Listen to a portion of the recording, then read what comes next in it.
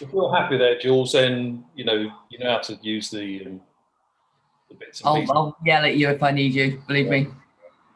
Hello, Paul. I'm just going to let everybody in. Hi. Hi. Everybody's on the same beach by the looks of things. It's all wishful thinking.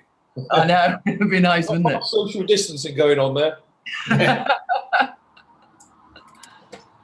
Right. Just trying to get you all in. Hi, Steve. Hey, Paul, good to see you. Hiya. You're on the same beach as me then? Morning. Yeah, looks like it. Right. We're just going to let everybody in slowly.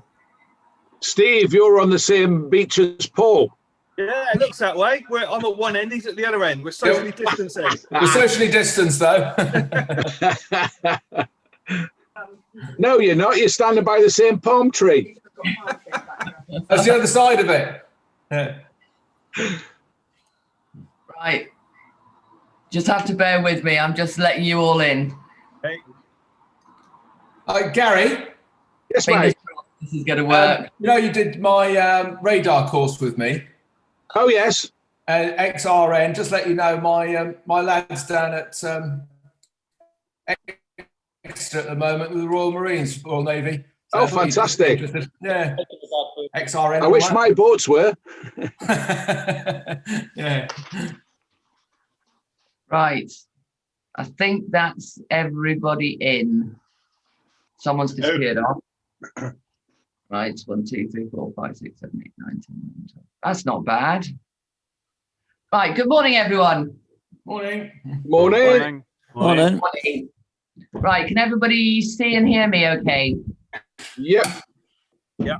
Good. You're all on a, when I look like that, you're all on the screen just there. Okay. So that's why I'm kind of squinting slightly sideways. Okay. Right. Give it a minute and make sure we've got one on who's turned his camera off or hasn't turned his camera on yet. We'll find out. Good. Right. Let's see if I can push some buttons and see if this will work. Okay. Before we do that, I'm Julie, in case you haven't worked that out, but you'll see that in a second. The idea is to give you an idea of what's going on the Cruising Instructor Power Training courses. Not everyone will be the same because no two people are the same, but the format tends to be the same. And Vaughan has chosen the instructors that tend to teach in the same fashion. So far it seems to be working. So I'm now going to press a button and we're going to see if I can get this to work.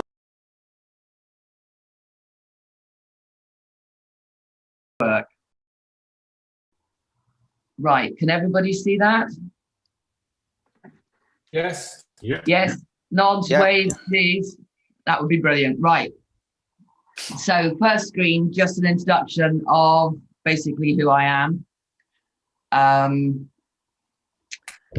Welcome. So the aims of the course, just to expand your knowledge. There'll be plenty of time to ask questions of various things through the course. Okay, so if you look bored, I'll start giving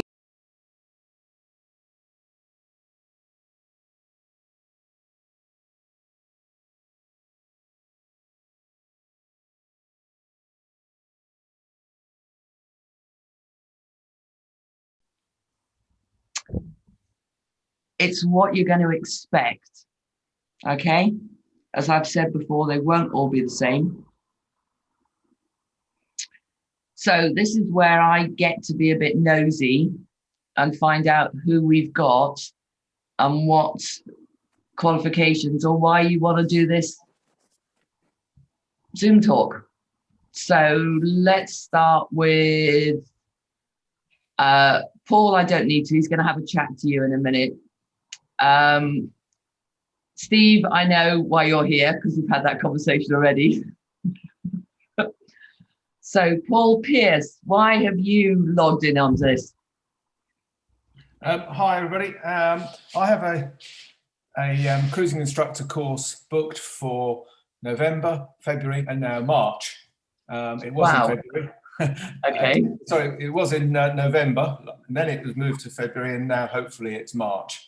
I am a PB2 instructor, have been for a couple of years now, thoroughly enjoy it. I'm a retired policeman, and in the summer months, I have the privilege of driving a 40-foot fishing boat for most of the time, doing either fishing trips or a tour around Chichester Harbour, that sort of thing. I suppose the natural step for me is to learn how to instruct, at that sort of level on that sort of boat. I have a yacht master sail and paddle. Brilliant. Thank you, Paul. That's kind of where a lot of people come into this course from. Gary, I'm not going to ask you. How about Claire? I'm Claire Elliot. I am a co-principal and owner of Quality Time Training down in Portland, which I run with my father, Bob Elliot. I'm a PB2 instructor and VHF instructor and offshore yachtmaster power. I also used to skip a hard boat dive boat, 40-foot dive boat in and around Portland. And I'm just looking to improve my instructor skills and moving up the ladder, as it were. Brilliant. Brilliant. It'd be nice to see some more females on the scheme. Yay. Agreed. Yeah, there's not many of us around. Alex G. I think we need to have a conversation, Claire. Oh, hi. A separate conversation. Okay, we'll do that, no problem. Alex G. Why are you on here?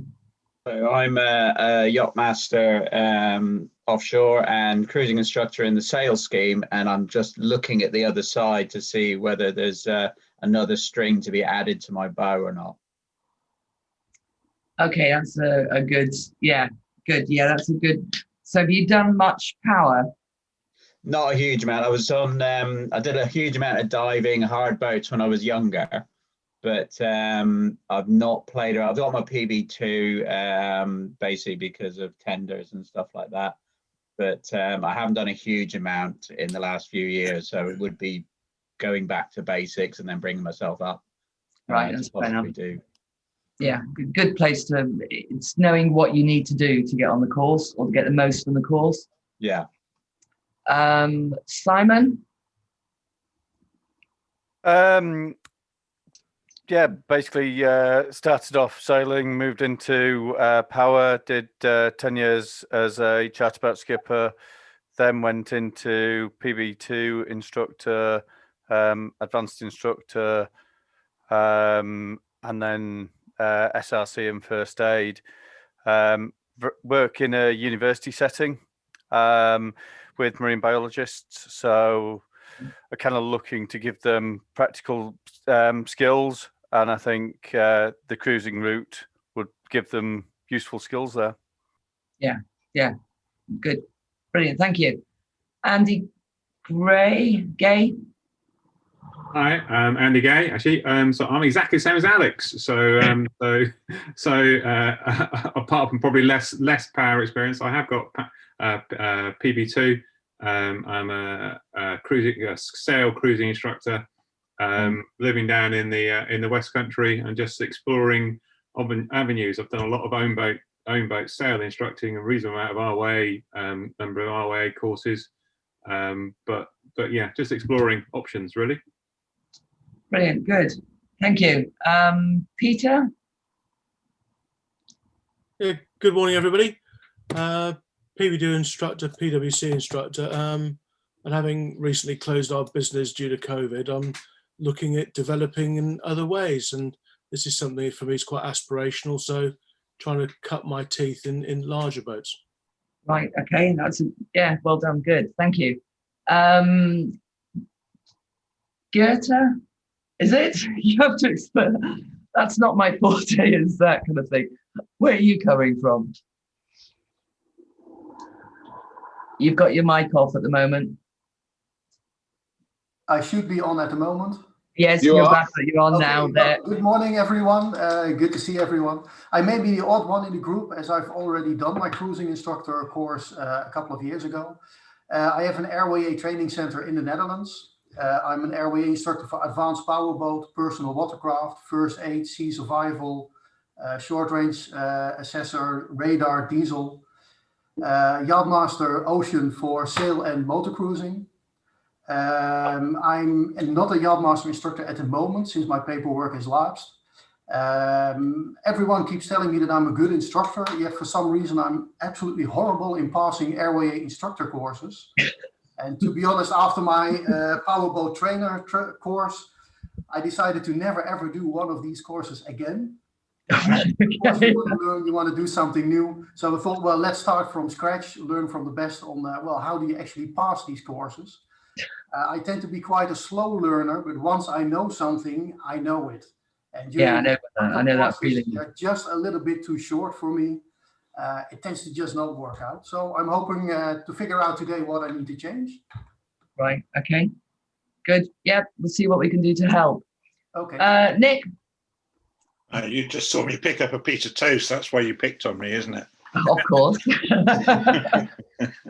Hi, yeah, I'm Nick. So I've been a raggy all my life and been a Yachtmaster instructor for sail for, well, an instructor for about 12 years now. Wow, is it that long? For sailing, yeah. And I, about 5 years ago, decided I wanted to get into power as well. And thanks to that really good bloke there, Gary Hall, who's helped me get up to get some experience. I've got experience elsewhere as well, but largely with Gary. And that even really bloody good bloke, Steve Dimmer, passed me for my sail. He passed. It's all your fault, Steve. It's all your fault, Steve. Yeah. Yeah, he passed me for my sail to power conversion Yachtmaster back in the autumn. So yeah, I'm an experienced instructor, but I've only really been thinking about doing the power cruising instructor to help Gaz out actually on the cadets boats. And if I'm totally honest, if you hadn't organised this, I wouldn't really have been following it up at all. Oh, right. Okay. Well, it's worth. I'm here for the coffee. Okay. Right. Well, yeah. Virtual coffee. Thanks, Nick. David Hetherington. Hetherington. Oh, right. Okay. Thank you. Good morning, all. David Hetherington. I'm an APBI PwC instructor. This is my retirement hobby. I fortunately get paid for freelance, and I also train or teach the safety coxswains at Rutland Water inland. I've also been one of the safety crews there for nearly 20 years, and I teach now most of them safety boat course on there. And I've got my coastal skipper as well, sail. So I'm looking to change maybe to power, cruising, power, and see what it entails. So okay. All ears. Okay, great, brilliant, thank you. John, you need to turn your mic on. John Wetton.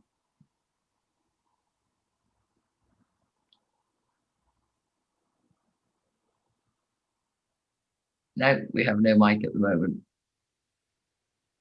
We might have a mic about. Let's go to David. David, do you want to introduce yourself? Yes, my name's David. I'm a independent lifeboat coxswain on the Severn. I'm a powerboat instructor, ex Special Forces for 9 years with the Royal Marines as a fast boats coxswain. I really want to upskill my training so that I've got the teaching in the classroom course booked for May. I would like to do SRC course, the first aid training, and also the bigger boats to get onto the coastal skipper and coastal instructor. Right. Okay. So varied backgrounds. Good. Jack. Morning. Yeah, I come from more of a dinghy background for the last sort of 10 or 15 years at the Portland National Sailing Academy. And then the last sort of 3 or 4 years, I've trained as an OOW in the Merchant Navy, and come out with an unlimited ticket. But at the same time, I've got my sort of offshore yacht master, and would like to sort of transition when I've got leave from the Merchant Navy to do more of that motor side. Okay, brilliant. Thank you. Stuart? Can you turn your mic on? Or not? No, okay, don't worry. Right, well, thank you for that. That's given me a good idea of where everybody's coming from. As I say, there'll be plenty of time to ask questions. So I'm just going to run through some information at the moment, and then I'll give you some exercises to do at one point. So back to here. So we've done that one.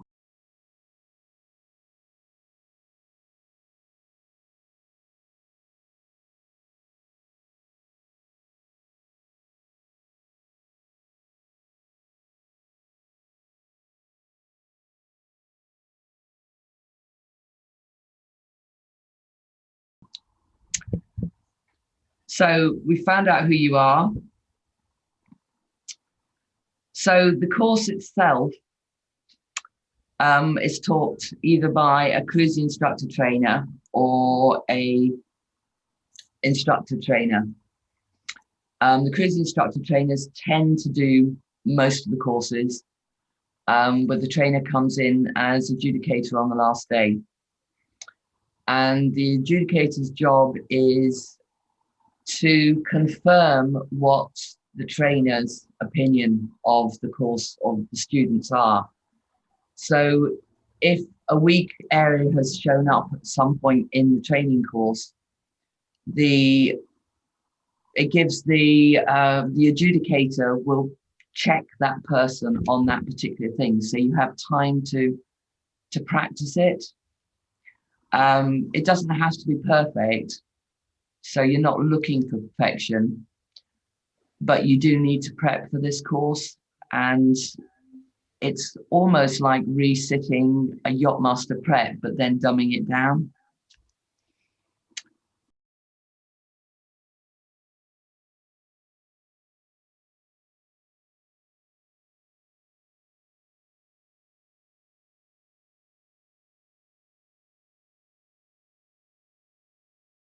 So, hang on a minute, right, inspector trainer, right.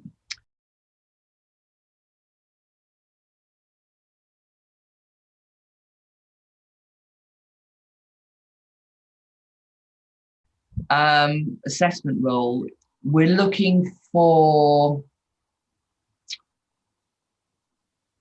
you to have your own teaching style. We're not looking for everybody to be the same. We're looking for you to be an individual, to show your personality in your teaching mode. You need to follow, or doesn't have to be exactly following the edicts, ideals, or Praiseburger, but they do work. So they give you a good format to start your teaching from. If at the end of the course you haven't quite got there, you'll get an action plan, which will be topics or areas that you just need to work on.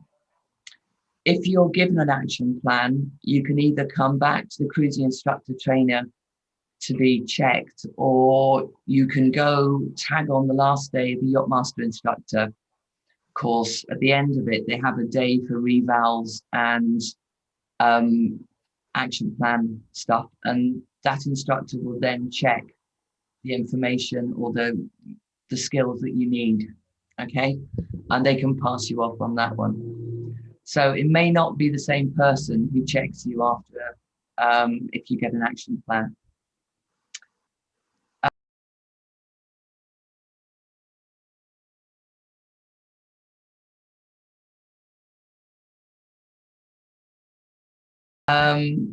Pre-requisitions, you need to be a Yachtmaster offshore with first aid in date, and they want you to do a PPR recently if you haven't already done one recently on an update.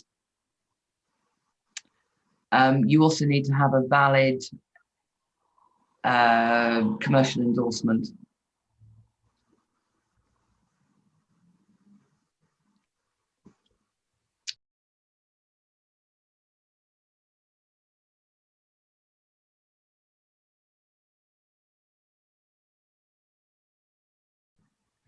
So pre-entry into it, you join the course, you get sent out a link to some online theory tests, basically. The power has 3 tests.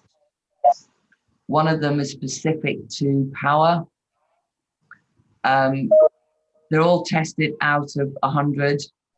We have access to the copies of the test results. So you have, I think, 3 goes at the test, 2 or 3 goes at the test. So it's worth prepping up on a bit of the theory before you go into it. It's all based around Yachtmaster level.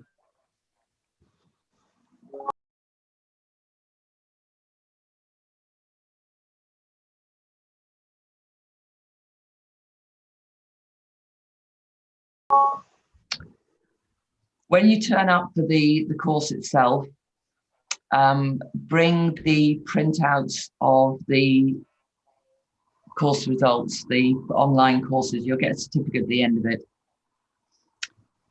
As trainers, we have a form to fill in, very much similar to when you're doing an exam. You have form, we have a whole lot of boxes that we have to go through and fill in. So we have to test those areas. This is the top and the bottom of the form with the information that we need. So we're needing the results from your test online, and we need your commercial endorsement. If you don't have a valid commercial endorsement, you're not meant to be able to do the course. So please be aware of that.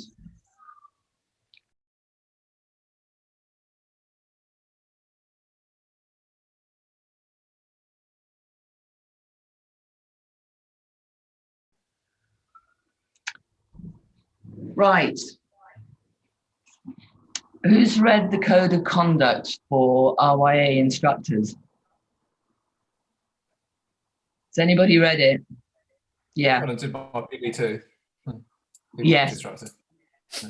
It's something it's worth refreshing on because it's what we're expected. Okay. That's a screenshot of it, straight out the book.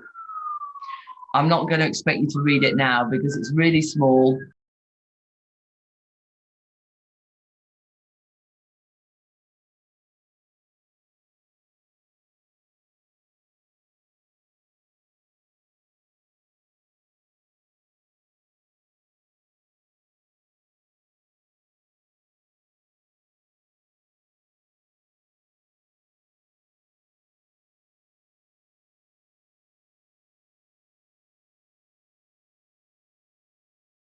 Writing on that, and it's not particularly brilliant, but it's the code of practice that we need to adhere to as instructors. This ticket, just like any of the RYA tickets, means you're an ambassador for the RYA.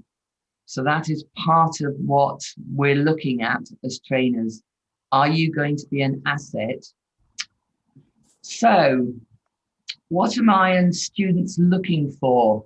This is where you're going to get your brains out now, and I'm hopefully going to get the technical bit.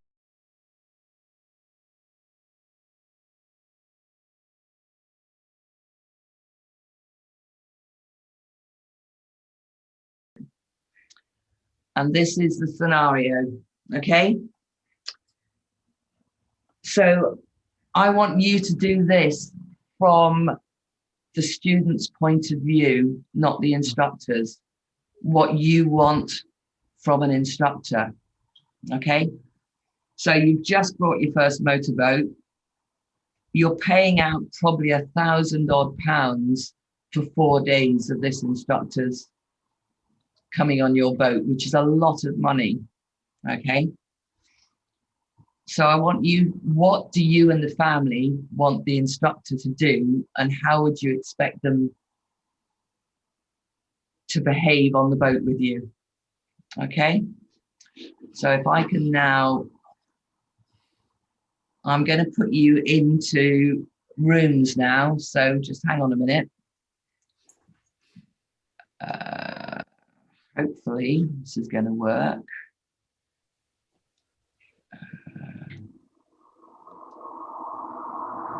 Right, okay.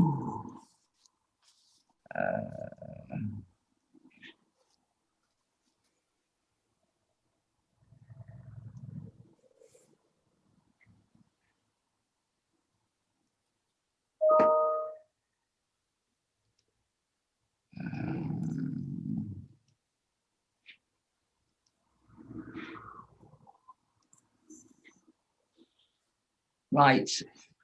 Can you, have I just done this right?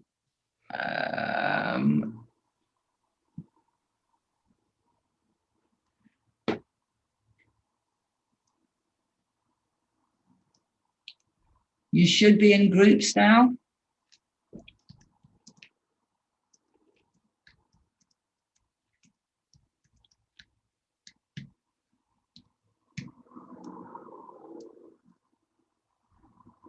And Stuart Griffiths, I need to assign. There we go. Yes, it worked. We're getting people back. 48 seconds. Okay, well, I think I've got everything I need. So you guys happy for me to do the speaking? Right, you're all coming back. Good. Brilliant. Okay. Well, Julie, it's very impressive your mastery of this Zoom. All right, bye. Well, I must admit, I have only got 3 buttons I have to push. I'm hoping. We'll see how this goes. Right. Interesting thing about that particular exercise is looking at it from a student's point of view, not from an instructor's point of view. So how did you get on in your groups? There we go. Right. That's fine. I can bring you back down there now. That should be everybody coming out. Right, nearly got everybody back.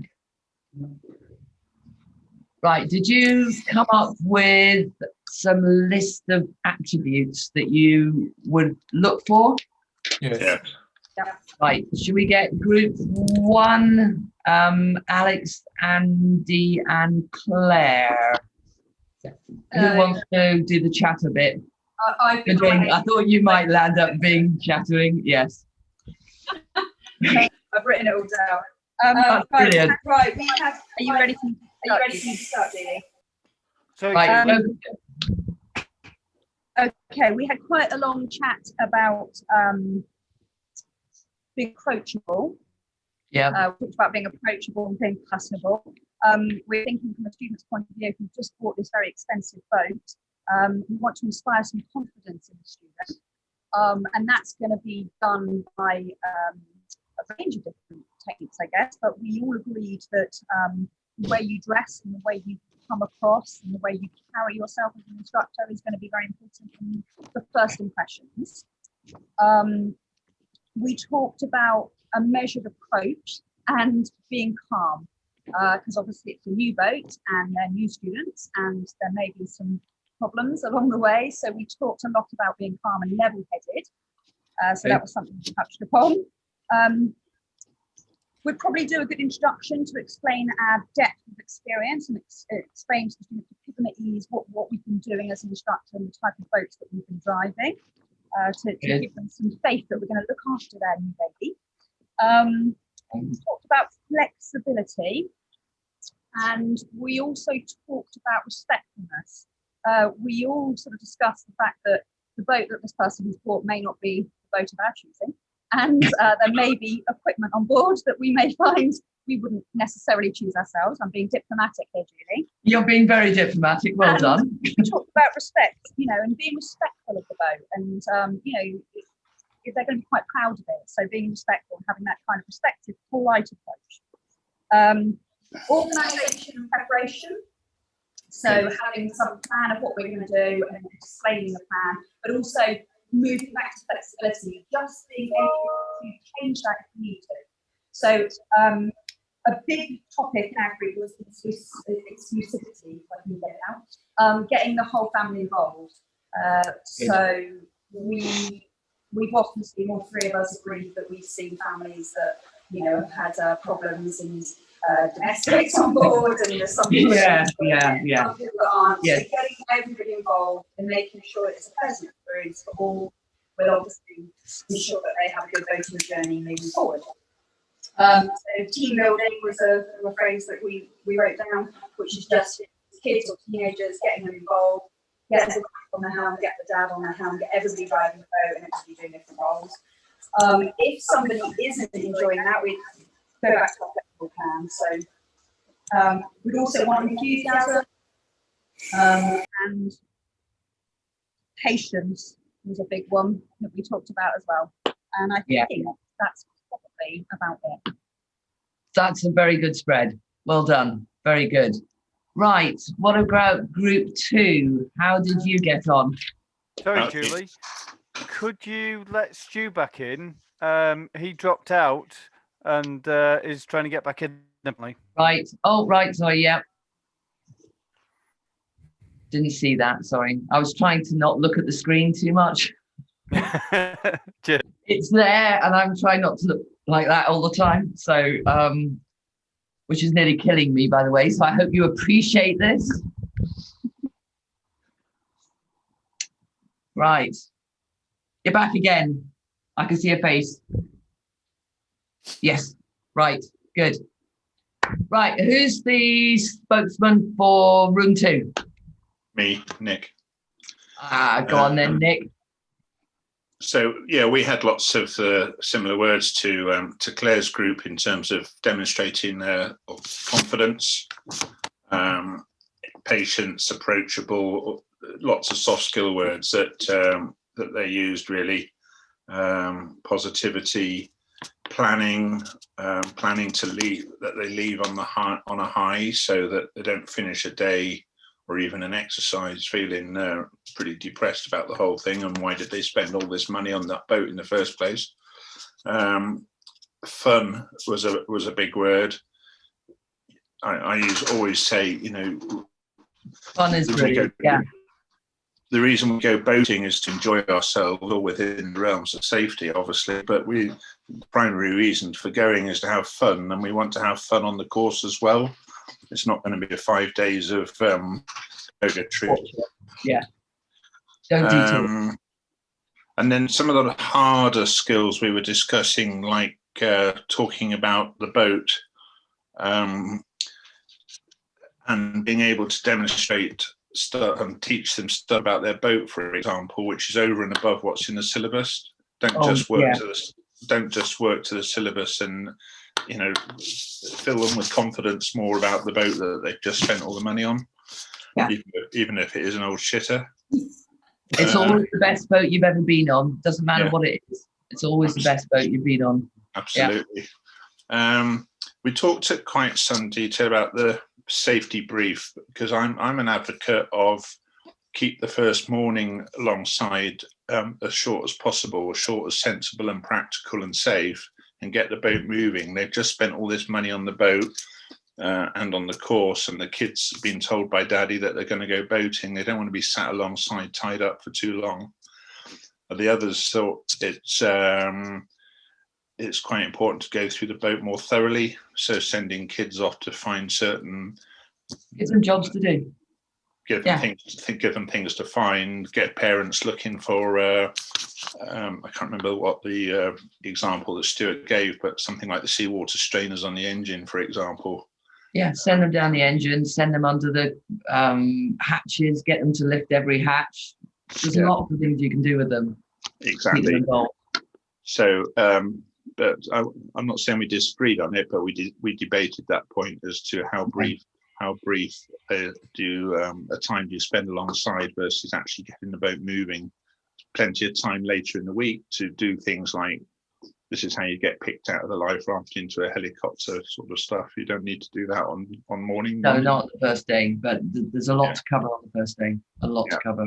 So yeah, basically, as I said, we were very similar to what Claire said. Good, good, well done. That's coming. You're all coming from the right direction at the moment. Right, room 3. Who's our spokesperson? Yeah, that would be me, I think. Yeah. Yep, your mic's on. That's fine. Yeah, microphone is on.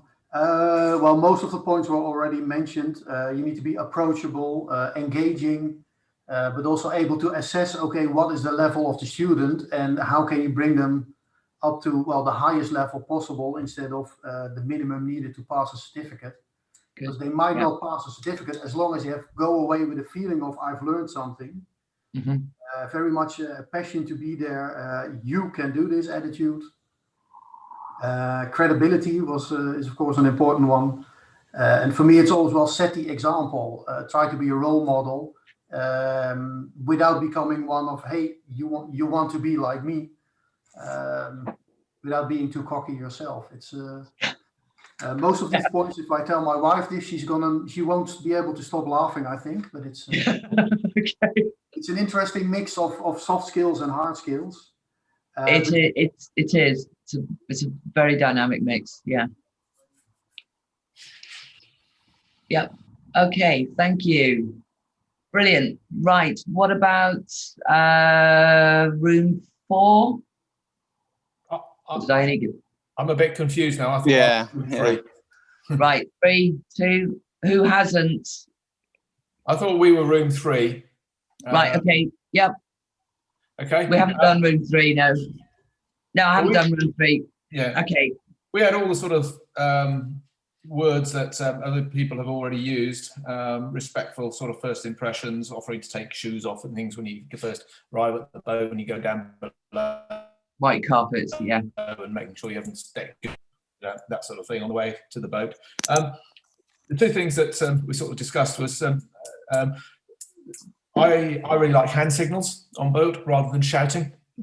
So discuss that with the clients quite early on. That instead of shouting instructions, helm to bow and helm to stern, is some agreed hand signals, countdowns, direction of travel that you want the helmsman to steer, that sort of thing. Because shouted instructions can be lost in the wind, but instructions soon can turn to abuse or inappropriate shouting as well. So it helps to sort of create a more relaxed and enjoyable atmosphere on board. It was something we discussed. Just a second there. A lot of the big powerboaters are going for headsets. Yeah, seen them. Very good. Yeah. But no, shouting instructions, I think, ups the ante straight away, even if they're legitimate instructions. But keeping that tempo low key is aided by hand signals rather than shouts. The other one, which I don't think has been mentioned, is making yourself available before and after the course. In what sense? So before, make contact with your clients and introduce yourself. This is my phone number, this is my email. If you've got any questions, any concerns, or anything particular that you want us to cover, or any particular marinas you might want to go to during the course of our 4 days. And afterwards is, again, if you've got any questions, any issues or uncertainty, please feel free to contact me and I'll do my best to answer for you. And then, on a more light-hearted manner, you bump into them 2-3 weeks after you've done your course in a foreign, strange marina, and go up to them and ask them if their kettle is working or if they've got anything interesting in their fridge. That might be worth consuming. But it just helps to build and extend that relationship. Yeah, there's extending it to a point, but it's always professional. Must always be professional point. But yeah. Good. Well done. That's a really good broad spectrum of pretty much what I've got. I'm going to put you back on PowerPoint now. And I put on before we did this, I made up what I thought people would be looking for. So if you see anything that's vaguely different or very obscure from what we've already talked about, we'll have a separate chat on it. Okay? So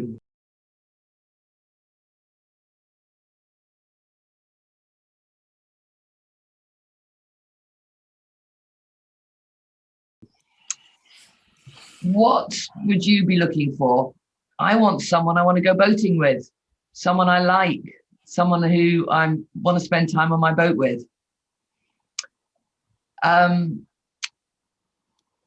Someone who's going to give me, I trust when they come on the boat, because this is really, really scary. I've got my £20,000 boat, my £200,000 boat, or my £750,000 boat. Doesn't matter what the cost is, they're going to be equally scared. Someone who respects me, doesn't matter where I'm coming from. I had an interesting course once, day skipper, with one guy on the course who was very reluctant to say what he did. So I never ask people what they do for a living unless I'm having trouble getting info in, and then I'll ask them. And he was one of these lawyers, no win, no fee. He started this up when it all first came up. And the attitude of the other students on the boat when they found out this was a subtle change. So it's worth being very careful sometimes about things like that.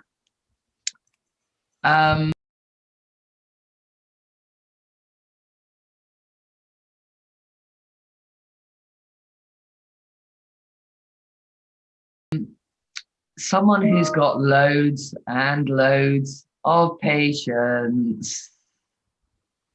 That's very, very important. Someone who's going to encourage me and not make me feel dumb if I get it wrong. Make it a giggle, make it a laugh, have another go, okay? It's a big toy, we're going to play with it. Let's go and play again. Keep it light. Someone who wants you to succeed, but also lets me digest information. Some people need time to digest it. If they're struggling with something, change the topic for a while, go back to it. Their brain has time to mull it over, think it through, and you'll find the results the second time round are an awful lot better.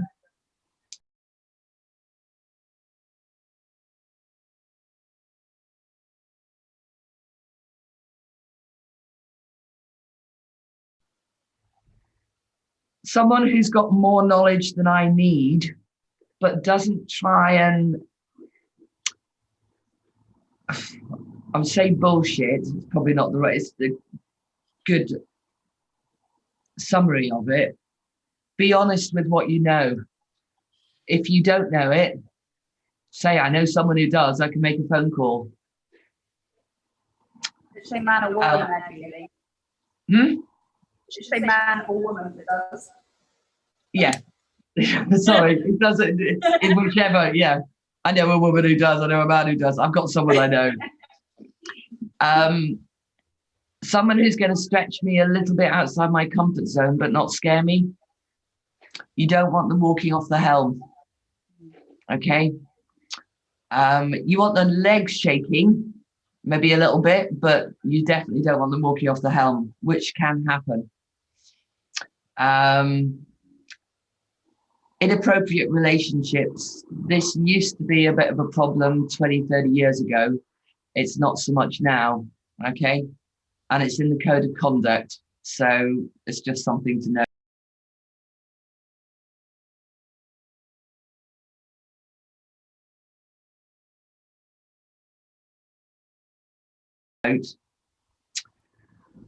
This was a summary of, I put a question up on, the trainers have a Facebook page.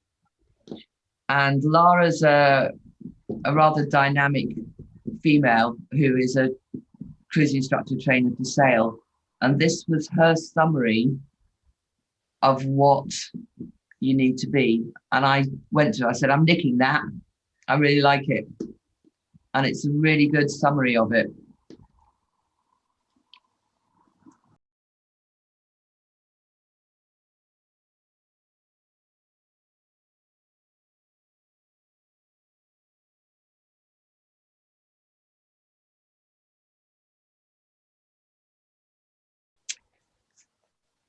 We're going to talk about the course itself now.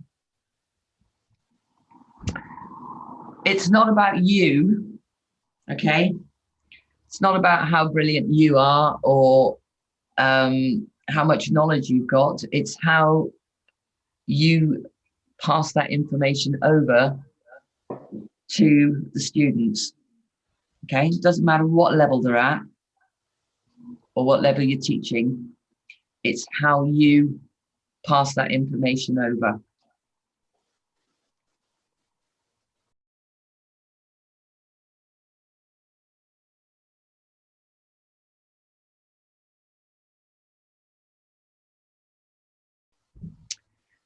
So you're all would be yacht masters. You've worked hard to get to that level. You're operating in that level normally on a daily basis on a boat, but you're teaching bare boat stuff. It's like teaching an equivalent to a PB2. You need to bring your level down. What you're going to be instructing is foundation level stuff. How do I move a boat forwards? How do I move it backwards? How do I make it turn? How do I make it stop? What happens when I hit a wave? If the waves hit me side on, do I need to show them how to turn the bow into it? It's all the ground root stuff. So you're building foundations.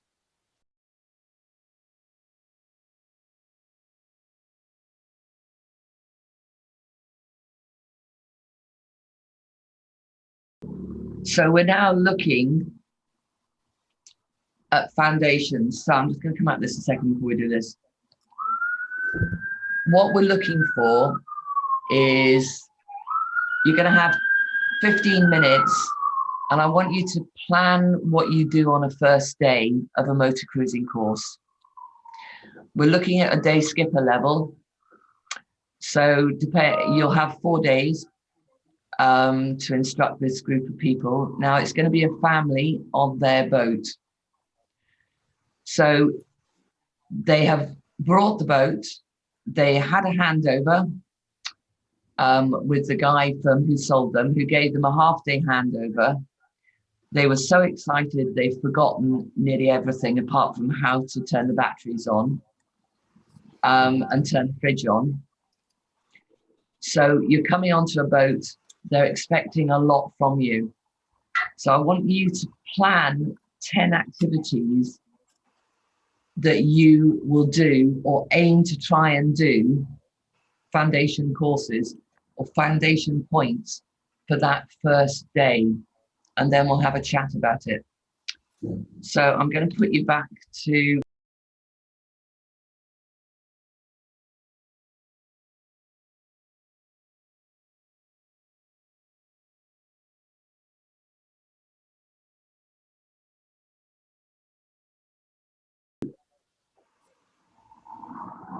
ten points.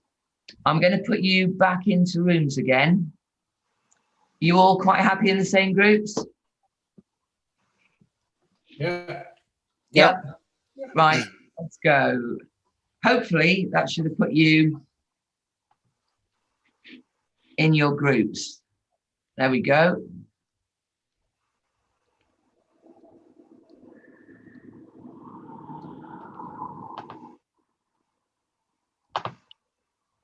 Right, Stuart, you're not in a group. Are you going into a group?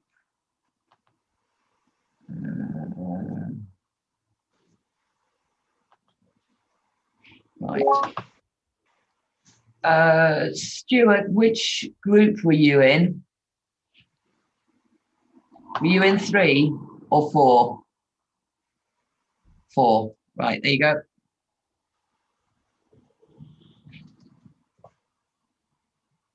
In 60 seconds. Right, you're all popping back up again.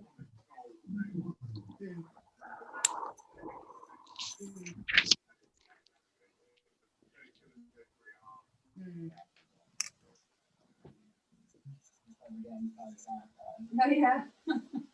Okay. Thank you. I can imagine this one has caused quite a lot of debate. Wow.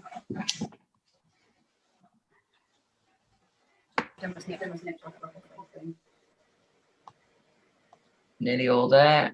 Yeah. How are we getting on? Anybody?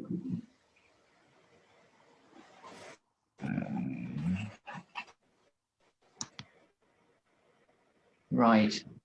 Okay. Think we're nearly all back. Here we go. Yep. Good. Right. I can imagine that activity caused quite a lot of discussion on quite what you were, the 10 points that you wanted for this. So we got a spokesman from each room again.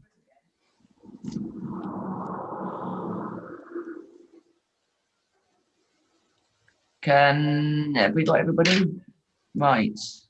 Are we all on mute by the look of it? Right. Can you all hear me? Yeah. Yep. Yeah. I can. Yeah. Yeah, that's fine. Right. Let's have room 1. No, let's start with room 3 this time. We'll go reverse order. 3, 4, 2, 1.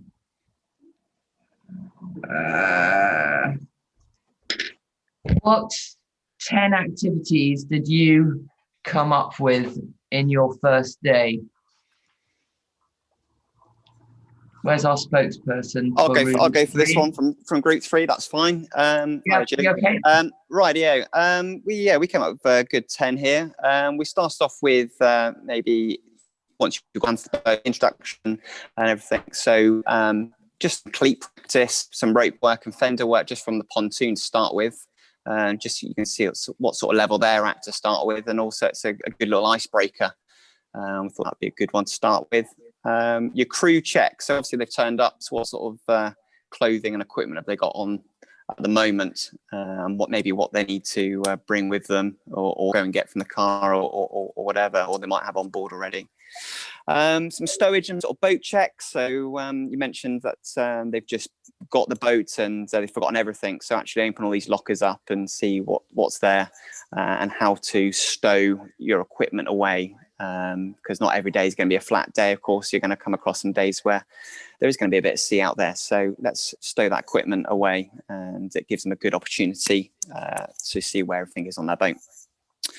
Then moved on to communication. So everything from sort of your radios that you've got on board, VHF, and whether you've got DSC on board and things like that. So just a general look over that, and that leads on to maybe some sort of flares and fires. So how would you raise the alarm if it was to come to it? Engine checks, maybe using the wobble, the water oil belts, bilge levels, using that one. Familiarization with the equipment. Every boat's different. Every boat's got a different chart plotter maybe. So let's see what you've got on board and make sure you're familiar with it before we look to depart the berth. Then we've got some startups. So your engine startups, and once it's started, then you're obviously checking on your water outlets, pressures, all those sorts of things. So just sort of, I know we're no engineer, but we're just looking at those sort of key things to get you away.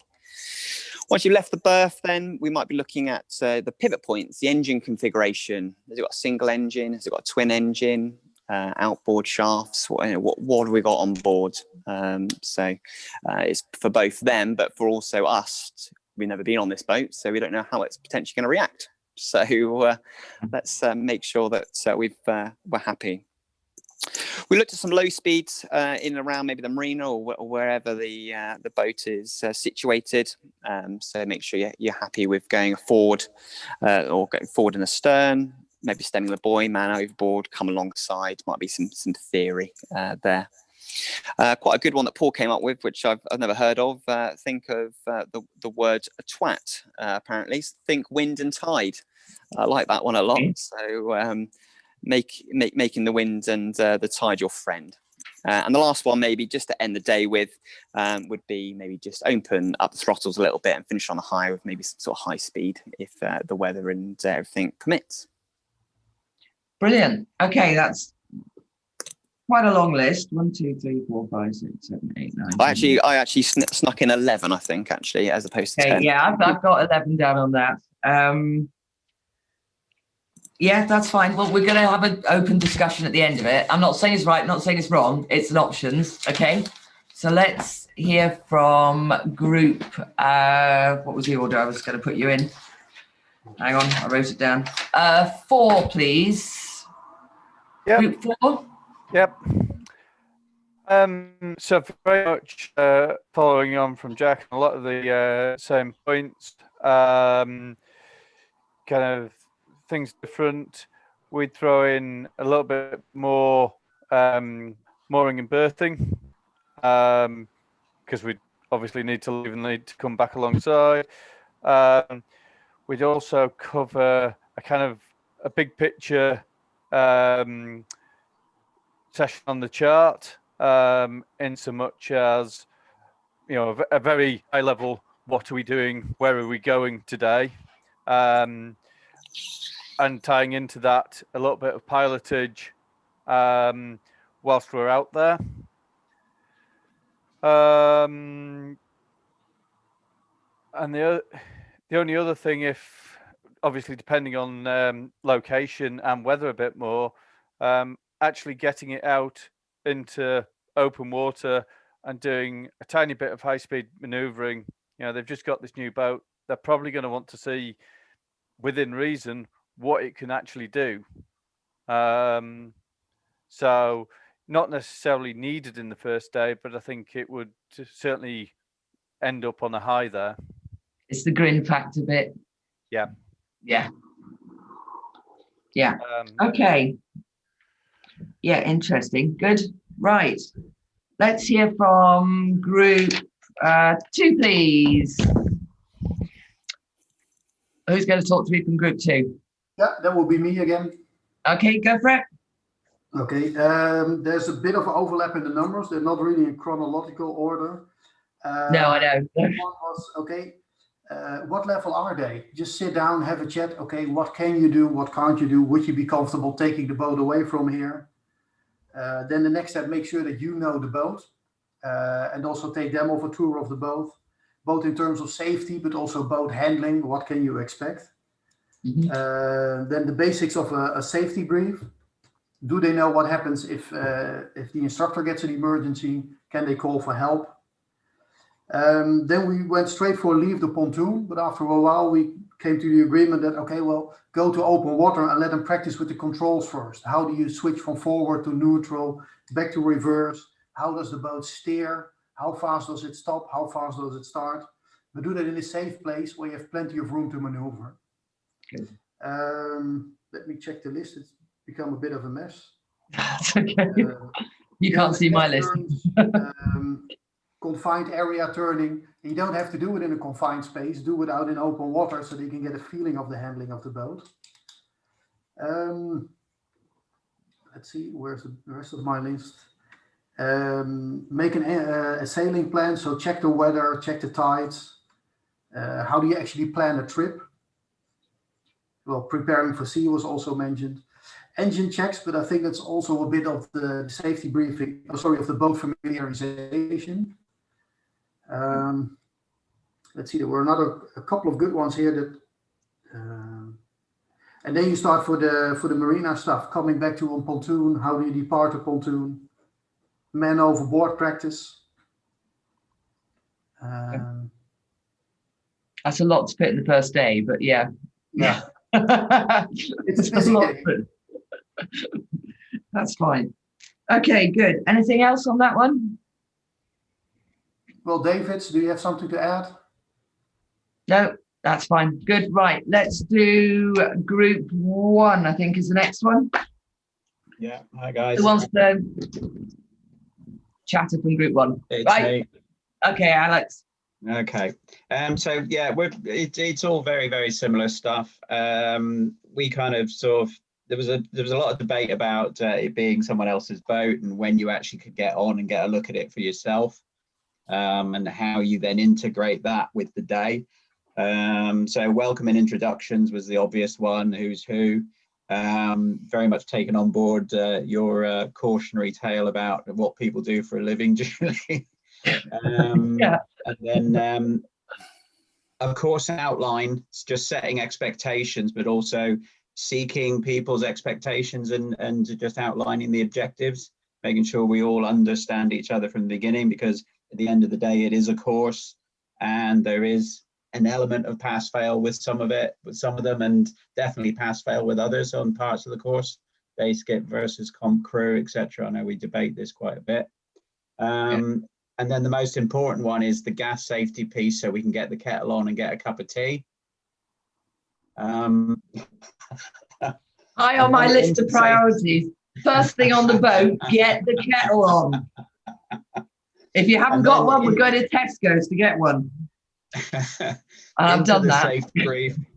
Into the safety brief, so we can sort of get the basic code, make sure people understand, you know, the main hazards, the main dangers and things like that. And then probably boat tour stroke treasure hunt, as we've already described. Then into just making sure, sort of like talk through the man overboard piece, talk through what happens if the skipper is disabled, then the life jacket piece as well. This is how they work, you know, make sure they're fitted properly and so on.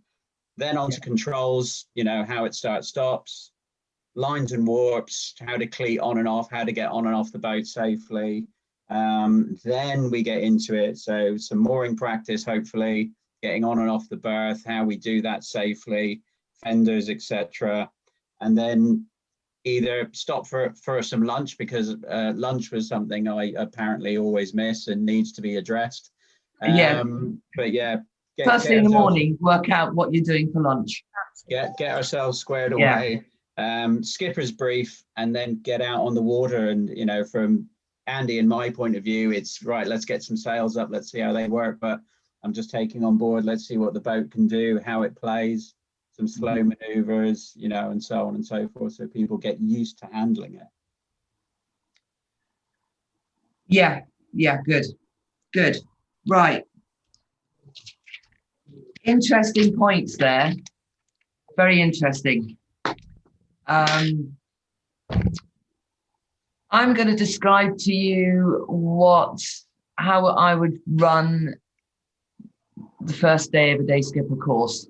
Okay, may not be the way you do it, but I'll give you reasons why I do it the way I'm doing it. Okay. First thing is meet and greet.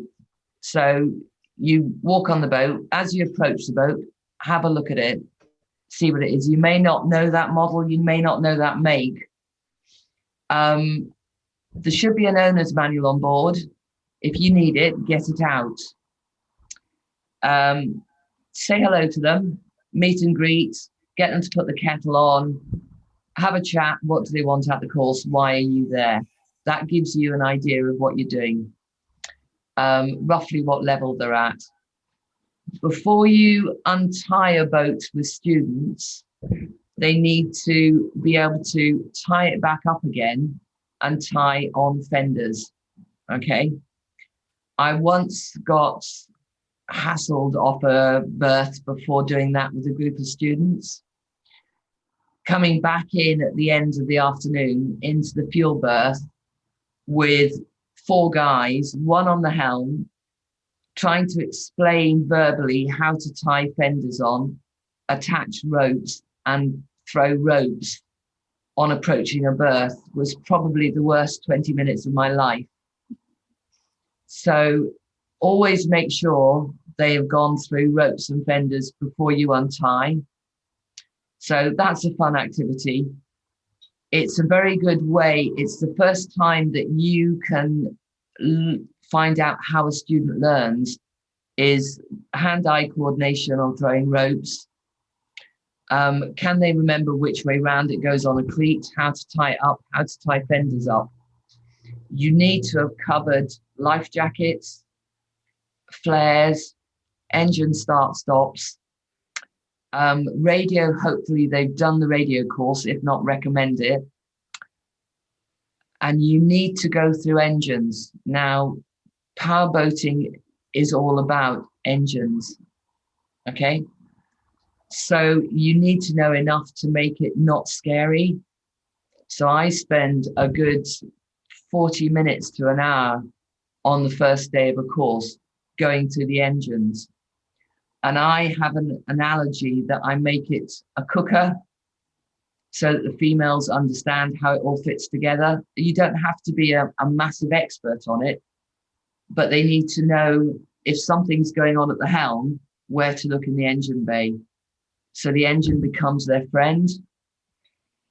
By the time you've gone through all of that, you've had a cup of tea, gone through the flares, maybe had a look at the chart, just a rough area of where you are, you're pretty much coming up to lunchtime.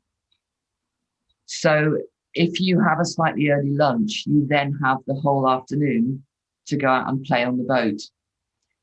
If you go off first thing in the morning, you've got to find somewhere to stop for lunch, which can be a pain, or it can cover areas that you don't want to cover on the first day. I then take them down the river, and we do in and out gear, each taking a turn, open water, throw it around a bit, get the grin factor up, and then find an obstacle, maybe a boy or a couple of boys, could be mooring marks, anything, as a reference point, and just get them to do figures of eights or circles around it. If they get really good, they have to do it in reverse as well. So they're getting the boat skills without the danger of hitting anything. And depending on how well they do with that, you spend the rest of the course making the area they do it in smaller and smaller. And that will be the day gone. That's just, it's an option, it's a way of doing it, but it's incorporating everything you need before you untie the boat. How does that sound to everybody? Anybody disagree with that? Looking for a debate? No? You're being very well behaved. Yes, Nick? Can you just read out the 10 points? Did you have 10 points there? Just read them out without actually explaining them. I don't, because I've only written down 6 of yours. Right, okay. You need to do engine checks. They need to know where the battery switch is, fire stuff is in the boat itself. So that's safety. You need to go through engines, basic fault finding, how they work. You need to cover life jackets. Now that can be done while you're fitting them, but explain the difference between a hydrostatic, how they actually operate. Okay, do they need to pull this tog or not? You know this. Then you've got fenders and you've got ropes. Okay, 2 different topics for doing it before you even. And then I get them to actually just walk around the boat with a jacket on so that they know where all the handholds are. Because when you're doing rope throwing, you start off on the pontoon, then you go onto the boat, because it's very different throwing a rope on a pontoon than it is on a boat.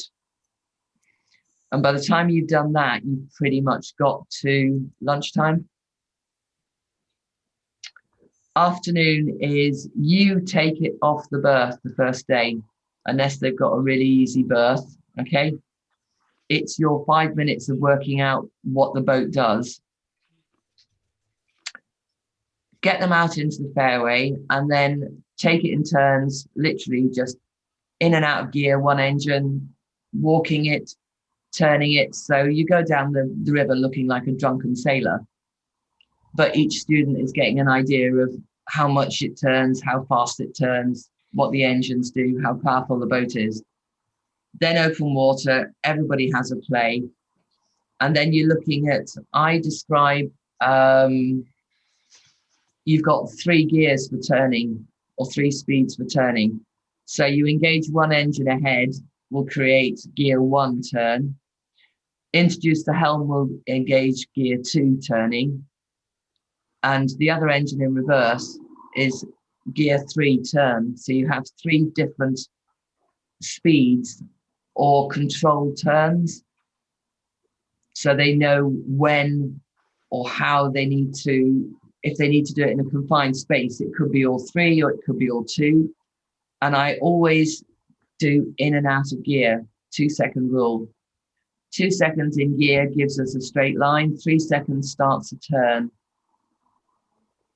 By the time that's covered going down the river, they then have playtime out in the water, find some objects, demo going round it if you can. If not, if it's their boat, they normally want to do it themselves.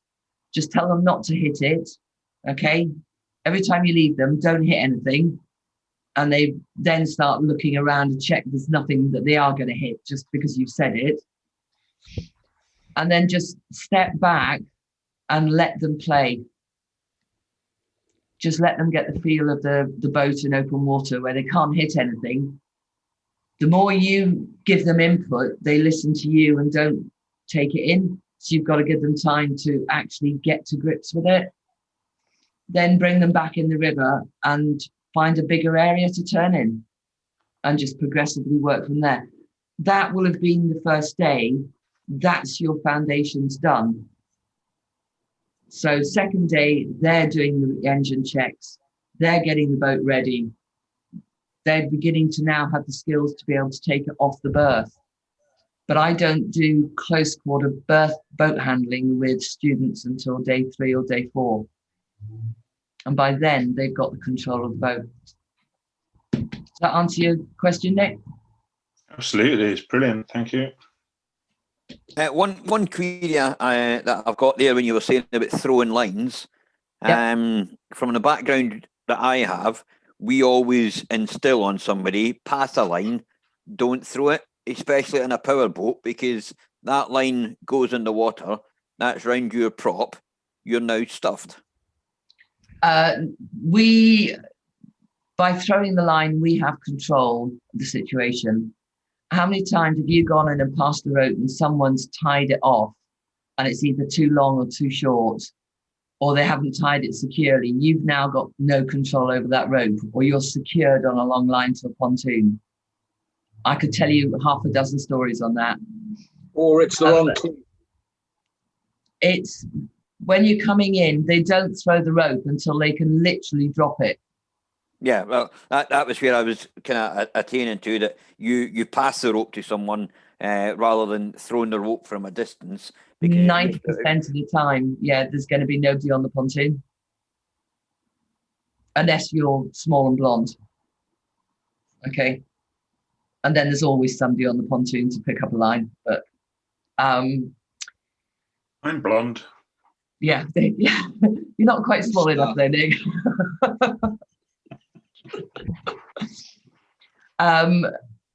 A different thing, it could be the scenario or the situation you're in. There are people around who will come and help, but you probably know that you need to have control of the boat. Now, if they throw the rope, one of the things you brief, if it goes in the water, they have to yell to the helm. Or you give them a shorter line on the stern so you don't have too much of a rope to throw and don't put anything long enough to go in the water. Well, long enough to do the tie-up, but not give you miles to pull in, if you see what I mean. Does that make sense? Right. Yeah. Anybody got any more questions on that bit?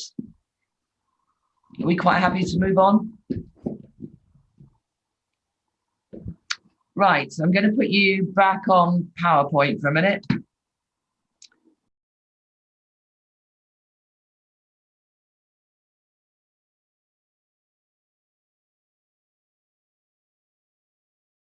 Right, we've had the discussion time. So this is more about what you're going to expect when you're actually doing the course itself. We've spoken a lot so far on or gone through what the customer or the student wants, how we're going to play our first day. This is actually about the cruising instructor course itself now, okay? We're not allowed to use dummy students or bring people on as guest students on courses. So you have to literally be teaching each other.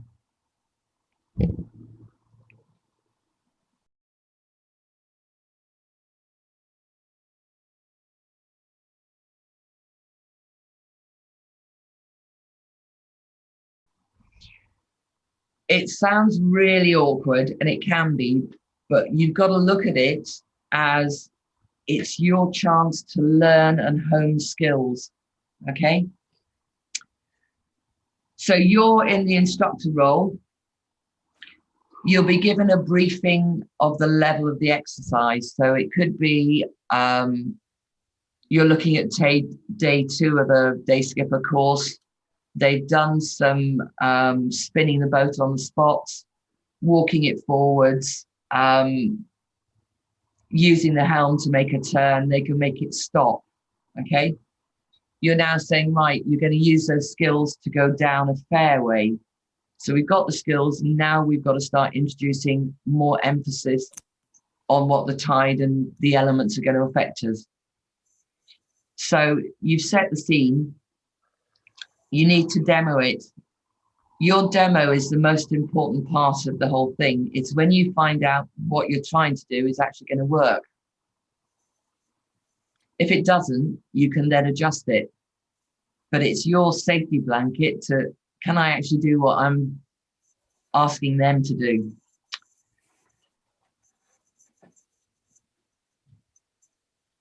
You need to then confirm that they understand what you want them to do.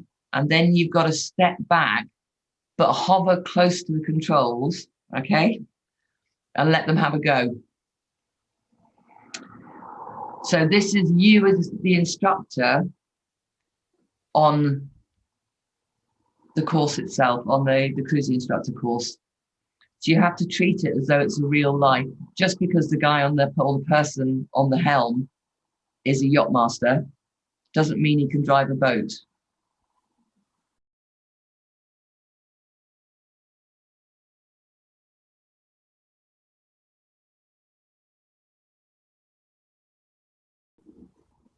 Remember the bit about it can feel a false environment?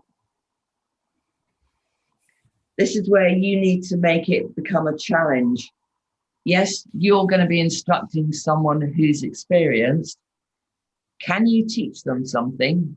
And can you keep them focused and listening to what you're doing? It's quite a challenge to someone who's got a lot of experience. Who uses toys for teaching? Put your hands up. Anybody use toys? Lots and lots of toys. Yeah? Examples, toys. Tell stories, use teaching material. Explain things, demo things. The photo on the right there was on one of Gary's boats. That was your students sorting out a pile of buoy photos. Navigational marks. Okay. Right. This is where hopefully this is going to work. As an instructor, you want to be using any situation as a demo. This video I shot off the back of a boat a few years ago. I had a student who was going for yacht master, was seriously struggling with getting his head round ferry gliding. And we'd done all sorts of exercises, and we'd come onto a berth rather heavily with tidal inflow. The tide was still flowing. We were just sitting, having a cup of tea, calming down. And these guys came along the back of the boat. So listen to the commentary. I just literally, this is spur of the moment stuff.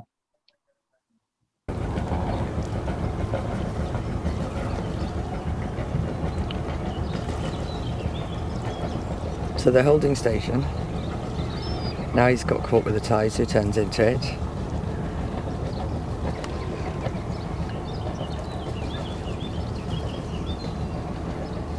Coming round again, so he's now got to push through the tide. Now he's going sideways with the tide, so he turns into it again to stop the effect. Holding station. He's getting a crick in his neck though. Tide's getting a bit stronger, so he's having to turn more into it to hold station. Ferry glide across, keep the angle up to go where he wants to go. She's going across. Oh, got to get the angle right. Going to stop. Don't want to get too close. I'm off. Oh, I'll follow you if you want.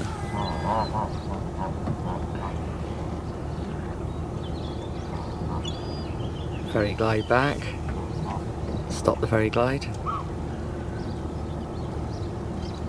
Gentle ferry glide across. Straighten up. Stop it moving.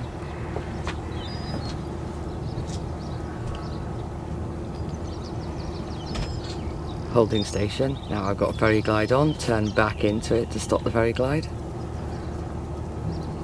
Have a quick preen.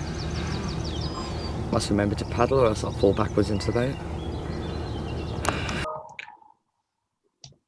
So that was a literally off the cuff moment. And that one bit of chatting suddenly focused the whole thing. Next day, he got ferry gliding absolutely down pat. So use anything and everything, okay? Very important. That's as the instructor when you're on the cruising instructor course. So you're using everything available. Bring your toys, use what's around you, okay? Very powerful. As the student, okay, who remembers learning to drive a boat? Anybody remember what it was like the first time you sat behind the helm of a boat and someone untied the ropes? Quite scary, wasn't it? So we're trying to ask you to put yourself in that position as a student when you're on the training course. You've been given a level which we've spoken about already. Do ask questions. Do listen to what's been said and do what they've asked you to do. It's a very good time for you to find out how another instructor will explain different elements of things to you. So it's use it as a learning curve, the whole course. It's probably the last time that you will be on a boat with other skilled people or peers or people the same level as you until you do your instructor course. So use and abuse everybody on the boat. Get as much information as you can from your fellow students. I learn loads all the time off them. Right, just to give you, I'm going to put Paul on the spot here. I have briefed him, so I've been nice to him. I'm going to ask him to talk to you about his cruising instructor course he did about 2.5 years ago. 2 years, I think it was. Yeah. He did it with John Mendez. So I'm going to see if I can mute me, which will be entertaining, or I'll click it off me. And Paul's going to have a little description about what he got from the course and how it felt to him, rather than me coming at it from the trainer's point of view. Do ask him questions, but he please says keep them simple. Otherwise, he's going to get very cross with me. Okay, Paul, I'm going to pop it over to you. Okay. Hi guys, well I can't see what you're seeing on the screen at the moment. I apologise for this. So it's a face for radio.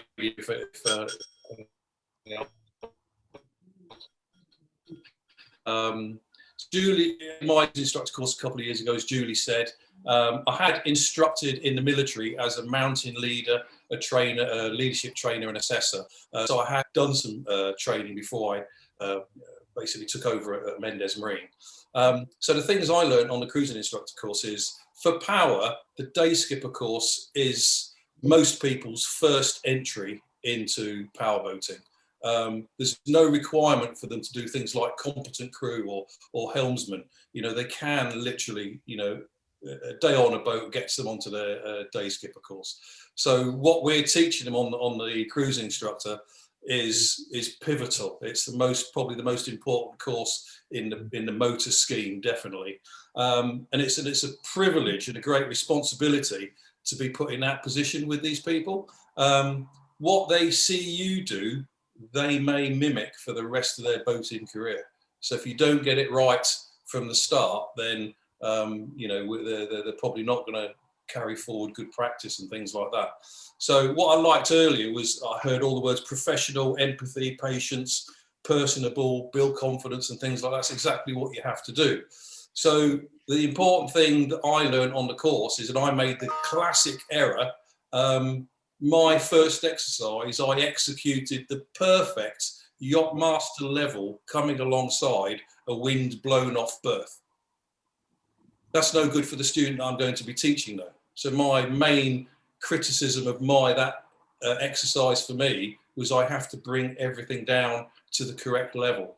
And my mind was still thinking I'm a yacht master, I should do everything at this level, which was not required at all. So one of the first things you need to be able to do is take yourself back to those days when you were out on boating.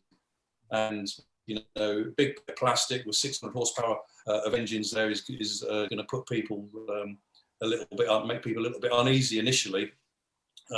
So take yourself back to those first days when you stepped on a motor cruiser. Do everything in a professional manner. You'll have spent the first morning of your cruising instructor course going back over. You're all instructors now anyway, I understand. So you know, you're going to do edicts again. You're going to do ideas. You're going to do Praisburger. This is what you're going to be practicing. It's not so much the skills of the boat handling. You've got to be very, very good. Theory knowledge has got to be very, very good. But it's things like observation. Can you observe what your student is doing? Can you then debrief them using the correct method? Have you explained everything in a clear and concise way? Do you have a second way of explaining something if the student didn't get it the first time?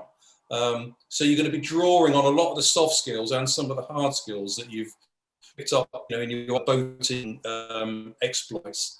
But the key thing for me was this thing about professionalism, bring the level down, back down to a basic boater. Are we after perfection? No, we're not after perfection. We're after safety. Can they perform a maneuver safely?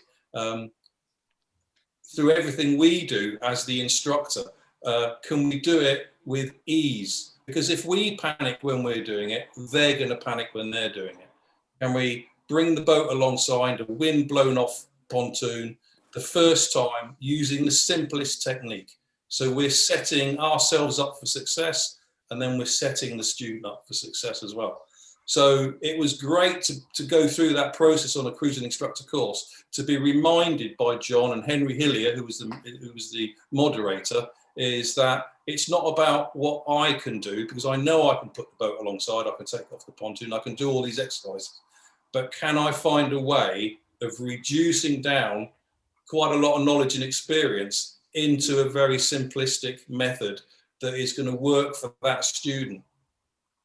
And the observation skills are not just about what they do, it's about what the student can't do. So if they can't do something based on, one demonstration, then don't choose that student to be your first student to do the exercise.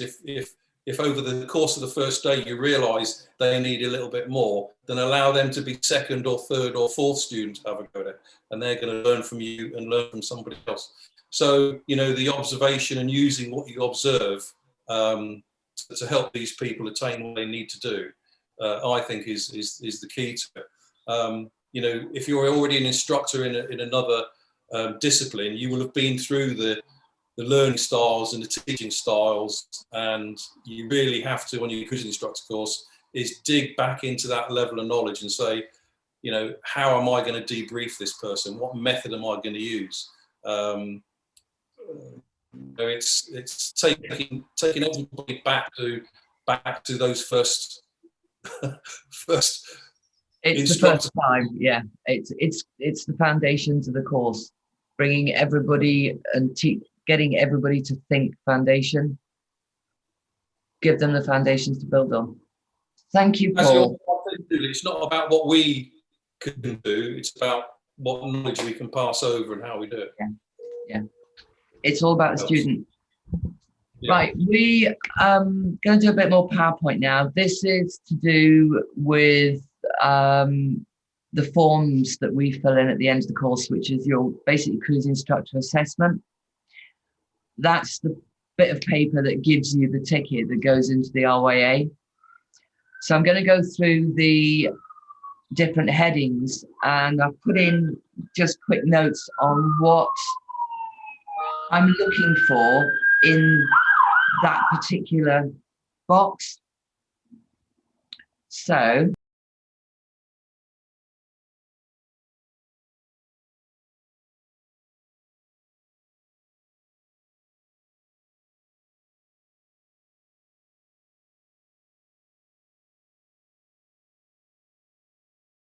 put in just quick notes on what I'm looking for in that particular box.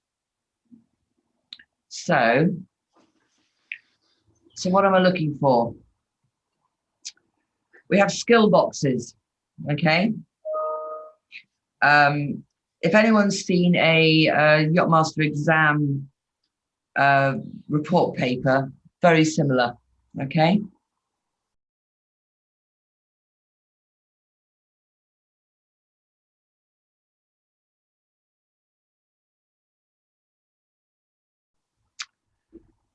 Theory, right. Do you know your theory? Can you aim it at the right level? You don't want to come to a new day skipper and start talking about secondary ports and atmospheric pressures and things too early, because you're going to scare them stupid. They'll just switch off. Can you clearly and simply, I should say, explain it? Okay. Start simple language and build on it. Have you got more than one way of explaining something? You need it. Not everybody can take in everything the same way. And can you answer questions on it? Some people are great with a chat, but when you ask them a question on a topic, they go what we call rabbit in headlights look, where everybody goes kind of,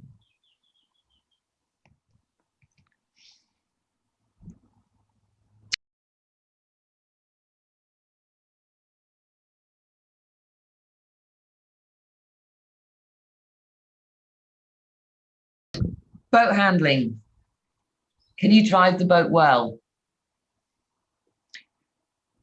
When we've spoken about you taking the boat off the berth at the beginning of the course, whether it's a school boat or own boat tuition. Always ask if it's own boat tuition. That's your 5 minutes to work out how that boat behaves. Okay.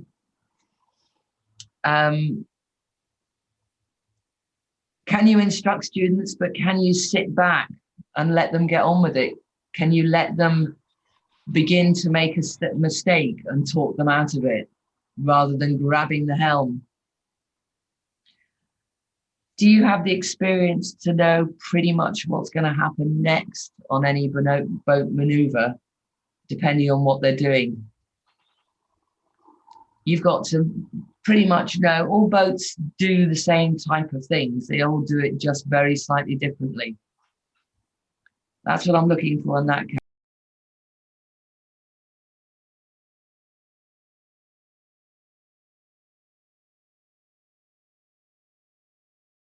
Category. Teaching and debriefing. Can you teach effectively? Do students feel they can ask you to explain something if not understood?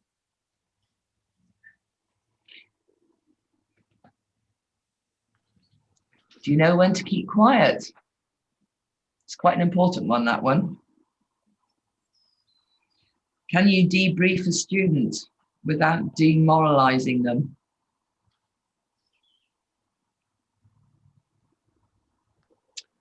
People skills. Do people like you? Does help.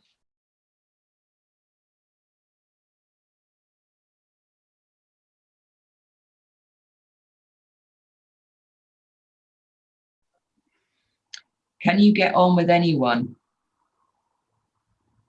Are you a natural leader on a boat? When you start talking, do people keep quoting back to you what you've said? They listen. Can you step into the background and let them make decisions?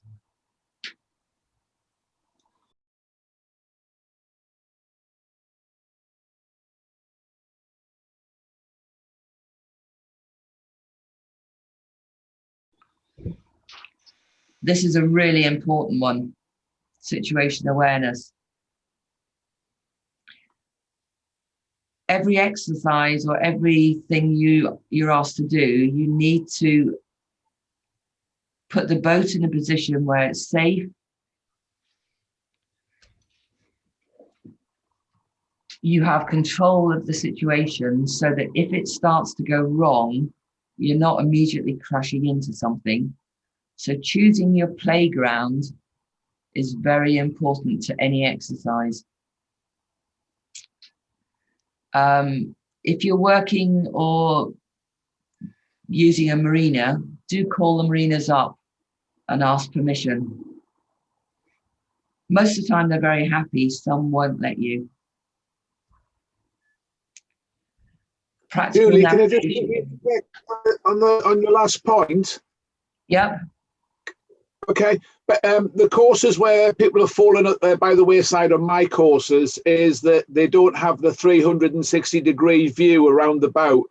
They are so into the instructional part and they miss what's happening in the world around them. And I've had a couple of students that actually fallen off the perch, with that particular point. Yeah. You've got to have eyes and ears everywhere. Wherever possible. And even if you set some other people up to around the boat to be lookouts, it gives you backup. If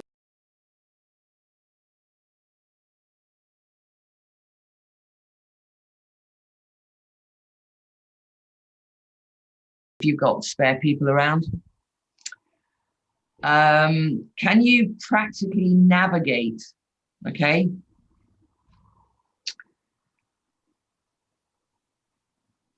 Can you teach them how to do simple navigation? Now they're going to want to use their chart plotter. Okay, so you need to find your way around that chart plotter, get them going around comfy with the chart plotter. So when I'm teaching nav, I'll get them to do a passage plan with lat and longs, bearings and distance. They said, do you want to check it? I went, no. You're going to put it into your GPS unit, waypoint by waypoint. You're going to build it into a route, and your GPS unit is going to tell you whether you're wildly wrong, because you can pull up the route planner on the GPS unit. It should be similar to what they've got. You can guarantee if it's out, they will be digging on their chart, they will be checking it themselves. So you're teaching them how to prep a plan, get it checked by the electronics, and basically execute it. Can you explain to them why they need it? And pilotage plans. There's about 5-6 different versions of pilotage plans. You need to be able to do pretty much all of them.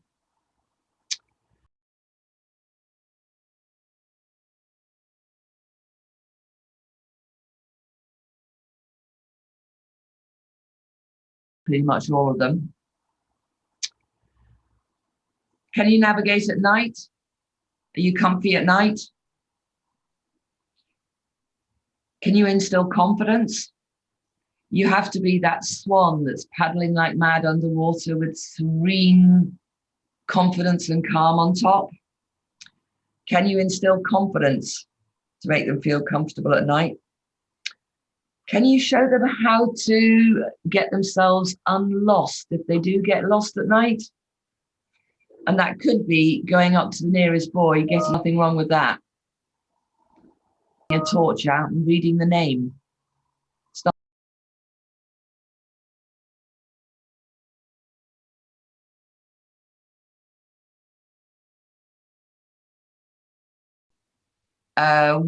What are you like as a person?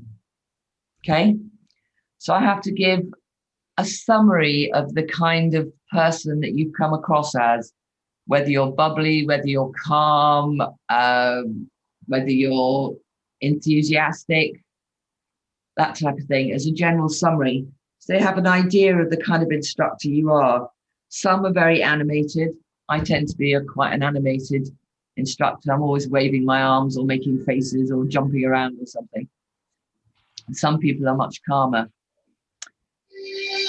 Can you transmit and receive information? Receiving is quite important. We can all transmit. Them, and I've had a couple of students that actually fallen off the perch, with that particular point. Yeah, you've got to have eyes and ears everywhere, wherever possible.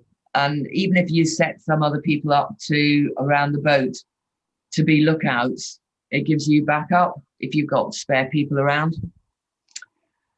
Can you practically navigate? Okay.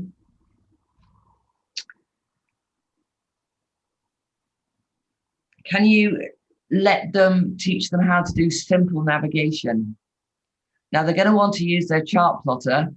Okay, so you need to find your way around that chart plotter, get them going around comfy with the chart plotter.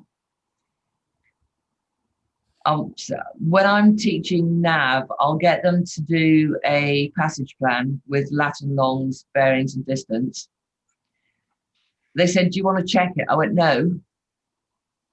You're going to put it into your GPS unit, waypoint by waypoint. You're going to build it into a route, and your GPS unit is going to tell you whether you're wildly wrong, because you can pull up the route planner on the GPS unit. It should be similar to what they've got. You can guarantee if it's out, they will be digging on their chart, they will be checking it themselves. So you're teaching them how to prep a plan, get it checked by the electronics, and basically execute it. Can you explain to them why they need it? And pilotage plans. There's about 5-6 different versions of pilotage plans. You need to be able to do or demonstrate pretty much all of them. Can you navigate at night? Are you comfy at night? Can you instill confidence? You have to be that swan that's paddling like mad underwater with serene confidence and calm on top. Can you instill confidence to make them feel comfortable at night? Can you show them how to get themselves unlost if they do get lost at night? And that could be going up to the nearest boy, getting a torch out and reading the name. There's nothing wrong with that.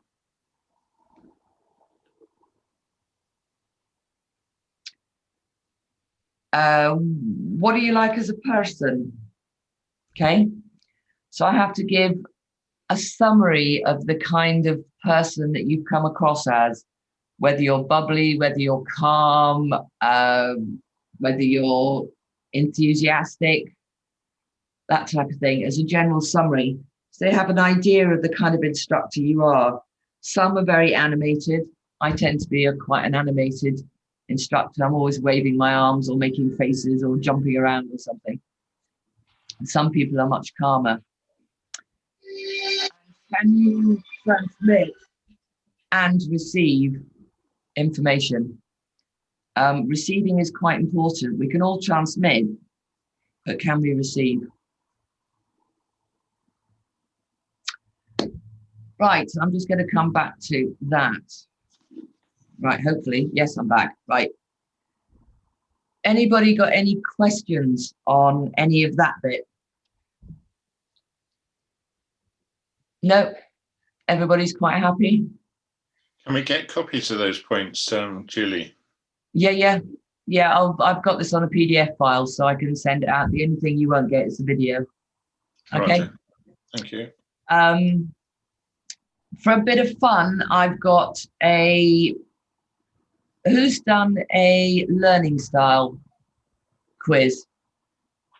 Has anyone actually done the quizzes where you do your learning styles? Years ago. Years ago. Right, well, I've got one coming up now. There's 30 questions. And it's all ABC. If you're more A's, more B's, more C's. And the interesting thing about it, it gives you an indicator of your strong points. But it means that the bits that you're weaker on are the bits that you're going to have to work on to put into your instructing style, because it won't be natural to your instructing style. So if you're pictorial, you'll try to do all your teaching using pictures. You need to be able to cover all types. So is everybody quite happy, or are you all bored stiff at the moment? Want to have a go at the quiz? Yes? Right. Okay, we're going to quiz. And hopefully, here it comes. There you go.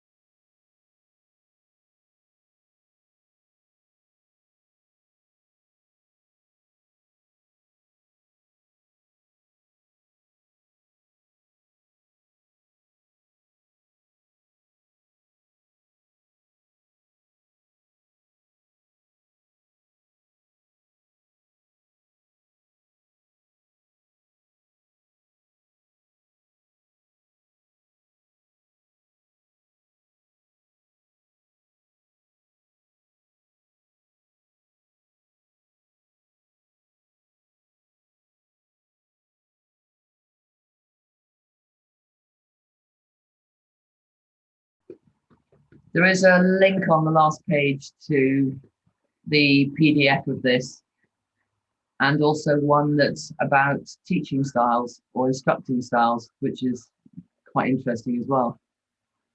Everybody done that one? Right, it's really simple.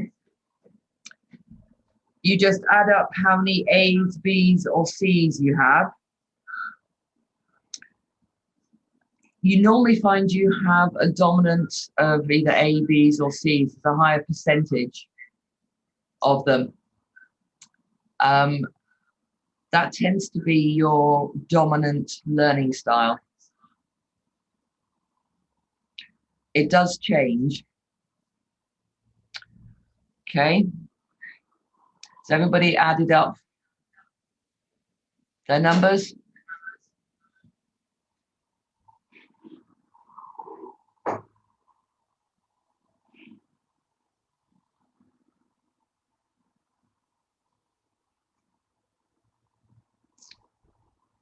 Right, this is the Valkyrie or Valka style modeling. So it simplified it to 3 basic ones. There are ones that do it to about 5. Okay. So if you're a visual learner, when you teach, you will use more visual aids, and you may neglect the other 2, audio and kinesthetic. So be aware of that those are bits that you need to think about more when you're doing one. You're doing a presentation or a talk, or you're teaching material. Auditory, you'll like to talk, okay? The problem is you can talk too much.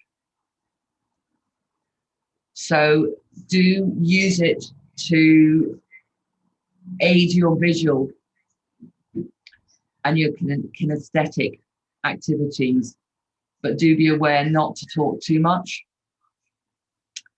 Kinesthetic is you just want to get there and show them what to do, but you need to explain it to them. You'll probably need to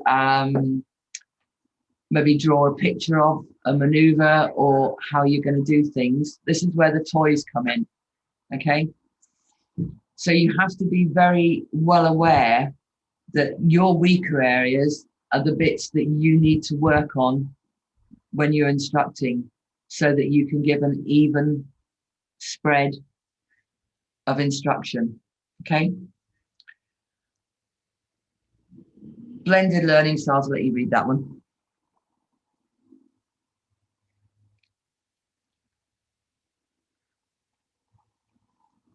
I once had a course with 3 gentlemen. One was visual, one was auditory, and one was kinesthetic. And normally when I'm teaching, I'll rotate who does the next exercise first in a rotation basis. I couldn't do it with these guys. It had to be kinesthetic first, then the audio, then the visual. Otherwise the whole course, and they were very strongly those learning styles. It had my brain working that week, I'll tell you. Right. Those are the links. I don't know if you can copy and paste them, but they'll be in the PDF that'll be available. So the top one it's about teaching styles. And it asks some really weird questions, but the answers it actually comes back with was spot on when I did the course. It's aimed a bit more at classroom teaching, but it does, if you come through, it does actually cover the marine side and how we teach. So it's a really interesting one. And then the one you've just done is the bottom one there. So finishing up now, so I'm not going to kind of go on too much more now. How did everybody find that test? Sorry, Julie, I missed out the summary of what A's, B's and C's mean. I was actually counting. Okay, yep, right, I'll go back to what A's, B's and C's are again, please.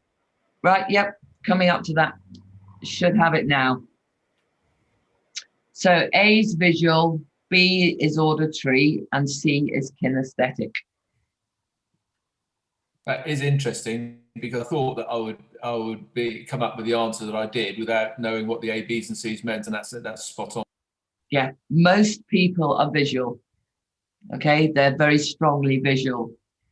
And then auditory and kinesthetic can be equal parts, sometimes a bit more hands-on, because we're more practical people. We tend to go for the kinesthetic route. There's lots of info there. I'm not going into lecture mode. I'm not a great, vast experience on this particular bit of it. But it's worth knowing what styles there are to how your student takes the information in. Some people are very heavily one form only, in which case you have to adapt the instruction for that particular student very heavily on that format. Or they will need extra explanation on top of the general one that you do. Right, I'm going to stop waffling on about that. Anybody had any surprises on where, or their type of learning there that they were surprised at? Or has it changed from the last time you did one of those tests? No. First time I did this test was about 18 years ago. And I came up at something like 75% visual. Auditory was about 10 and kinesthetic was the rest.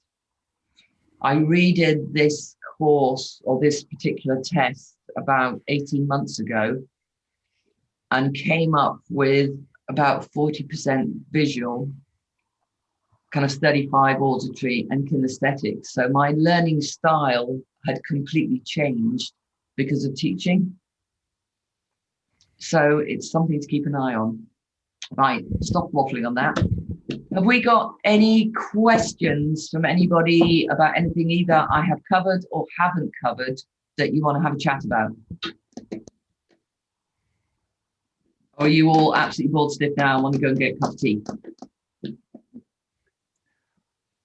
Some grins there. There's obviously some tea. Not necessarily on the course, Judy, but whilst I've got a whole panel of experts that might be able to just give me some pointers. I spend a lot of time, in fact, majority of my time, completely single crewed or with paying people on board a 40-foot boat. Yeah. Try as I might, I still find it very difficult to get from the wheelhouse to get a rope on a pontoon, which is blowing me off. And has anybody got any tips or advice on getting from a wheelhouse to get a midships line on in a blowing off wind? I have one, if anyone else wants to go, or I can go for this. Right, you can rig a bow line. So put the bow line on, loop it down to just below what would be the point, the level, the bottom of the loop, just about pontoon height, then tie it off at midships. Okay? And sweep the bow over the pontoon so the rope catches. Okay? Put the pressure gently back on it and use it as a spring. Use your outside engine in reverse. It'll pull you onto the pontoon and hold you there long enough to get your stern line on. Okay. It takes a bit of practice and getting the right level, but it does work. You're using it as a bridle. Yeah, basically you're sweeping the rope over the pontoon to catch the. Oh, right. That's a very good idea. Yeah, does work. Takes a little bit of practice. It doesn't always work first time, but it's a way, even if it gets you close enough just to be able to throw a line on the stern, and once you're there, you can use the engines to bring her in, pull her in. Yeah, that sounds good. I think I've definitely come back as a visual. I'd definitely like that one demonstrated to show me that one, but I'm definitely an A person there, Julie. But okay, that's fine. That's fine. It's one of those things. Try it.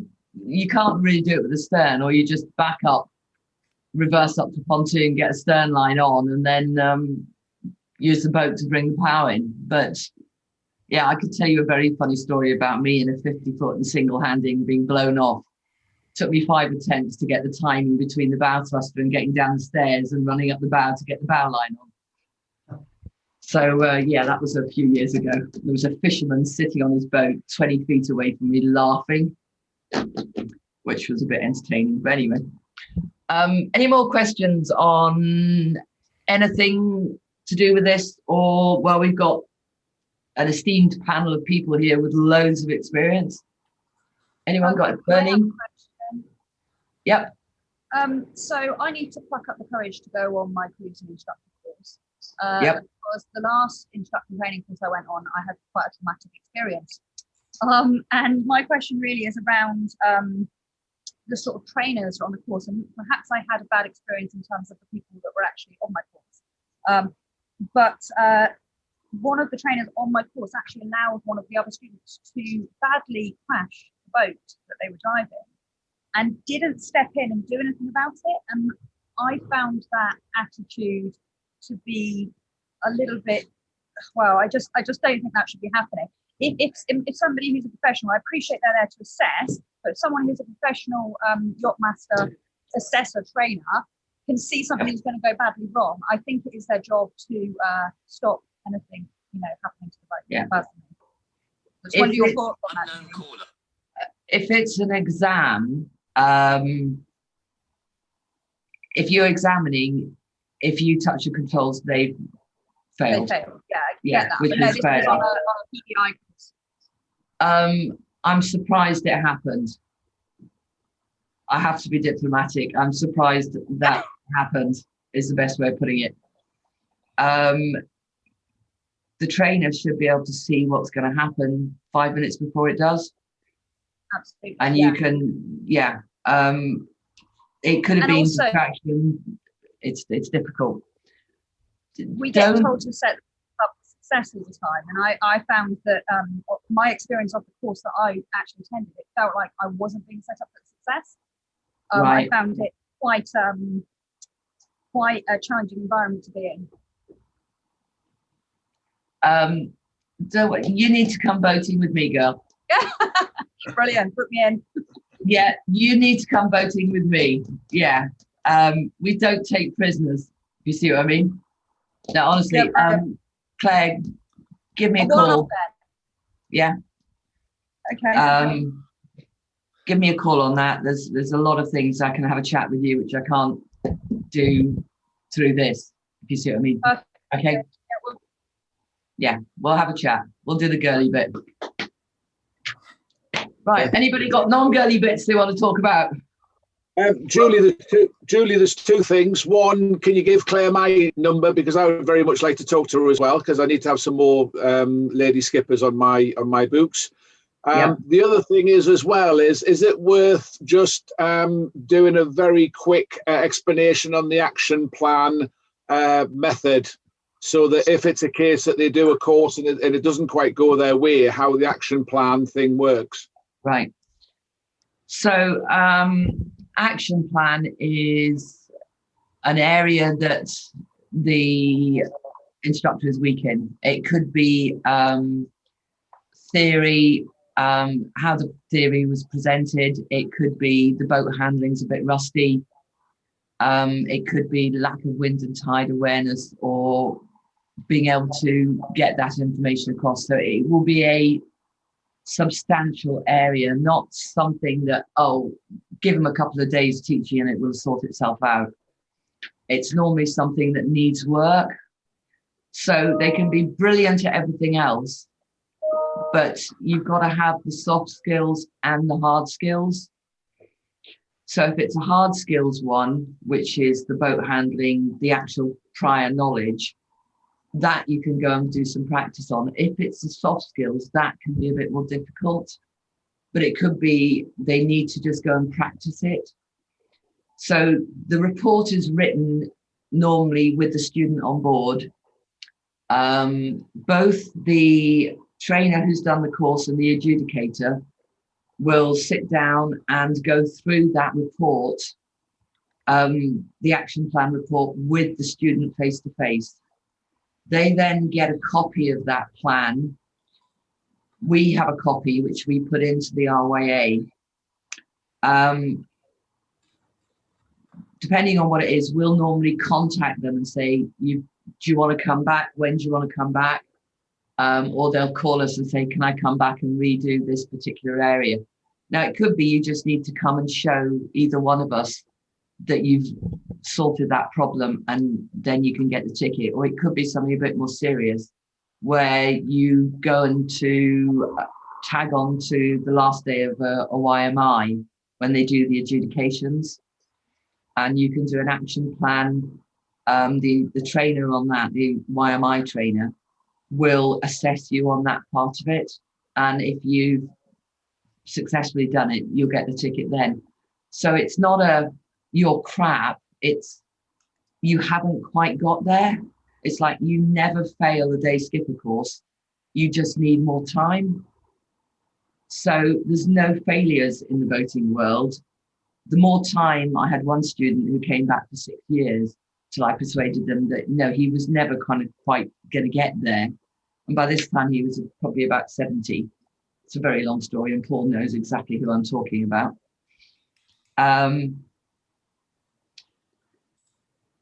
It's being diplomatic, but it's a standard that the RYA has to portray, which is why the RYA took the cruising instructor training courses to be taught by their people or their appointed people. It used to be the head of the school would do a cruising instructor course with any yacht masters that he had. He gave them the ticket. They then went and taught, which is how I got into this. When I started, they were just changing the rules when I got my cruising instructor ticket. It's now standardizing the cruising instructors. It's also giving a better level of people going into the YMI courses.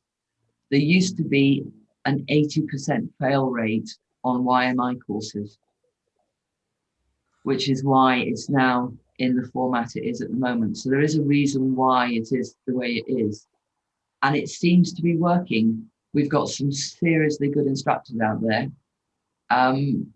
And we're all singing from the same song sheet, if you see what I mean. Does that make sense? Yeah. Does that answer your question, Gaz? No, it was just to put the point over to the rest of the guys, and thank you for that. That's okay. Any more questions? No, you're being a very good lot then. Right, well, I'm going to say thank you very much for listening to me prattle on. I will get this PDF to Steve, who disappeared at one point because he lost connection, I think. So he's disappeared. But he'll put it up, I'm sure, on his site. And we'll probably put it up on Mendez Marine's site as well, so you have access to it. If not, you've got my email, so you can ping me and I can do it. If something I say to all my cruising instructors, do come back. If you have any questions, don't be scared to contact me. Give me a phone, give me a text message. And if I can help, I will. If you've got problems with a student or you're trying to work something out, just ping me a line. We're here. Vaughan has also said the same thing. He's head of all the cruising instructors. If you've got a problem, remember he's an instructor. So he's very happy to talk through something and try and help. And he calls himself an underused asset at the moment. So I'm trying to give him some work to do. So don't be scared to phone him up or ping him, okay? He's very approachable. He's a nice guy. And he can drive a boat now as well, which helps. So if nobody's got any more burning questions or any more they want to talk about, seeing as we've been prattling on for about 2.5 hours now, so you've done really well to keep your concentration levels up for that long. I'm going to sign off, say goodbye, and very nice to have met you all. Thanks a lot. Thank you. Thanks a lot. Thank you. Okay. Thank you, Judy.